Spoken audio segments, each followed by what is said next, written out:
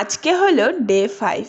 তো আমার এই সিরিজটা করতে ভীষণ পরিমাণে ভালো লাগছে। আজকে ছিল আমাদের কলেজে ইন্টারনাল এক্সাম। সো আমি এতটা তাড়াহুড়োয় ছিলাম যে সকালে কিচ্ছু খাইনি। আমার আবার একটা বান্ধবী আমার জন্য পোহা বানিয়ে নিয়ে এসেছে, সেটাই তো আমি খেয়ে রিভিউ দেওয়ার জন্য বসে পড়েছি যে খেতে কীরকম হয়েছে। ও আমাকে বললো যে ও প্রথমবার বানিয়েছে, বাট ভীষণ টেস্টি হয়েছিল। আমার তো খেয়ে দারুণ ভালো লেগেছিল। তারপর দুজন মিলে তো সেটাই খেলাম।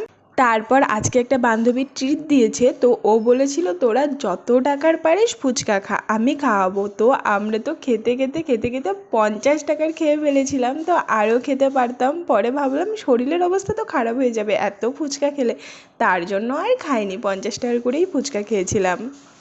তারপর তো বাড়ি এসে মা খেতে বলেছিল, বাট আমি খেতেই পারছিলাম না কারণ আমার পেট পুরো ফুল ছিল। তারপর অনেকক্ষণ পর প্রায় সন্ধ্যার দিকে একটু ডিম ভাজা করে, ভাত ছিল, ডিম ভাজা ছিল, ডাল ছিল, আলু ভাজা ছিল, আর সকালে আমি বানিয়েছিলাম হচ্ছে কচু ভাজা। তো সেটা খেতে তো আরও ভীষণ ভালো লাগে, তো সেগুলোই খেয়ে নিলাম।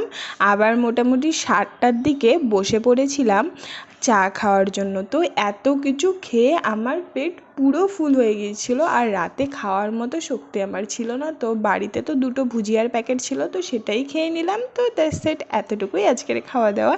আর দেখা হবে নেক্সট ডে।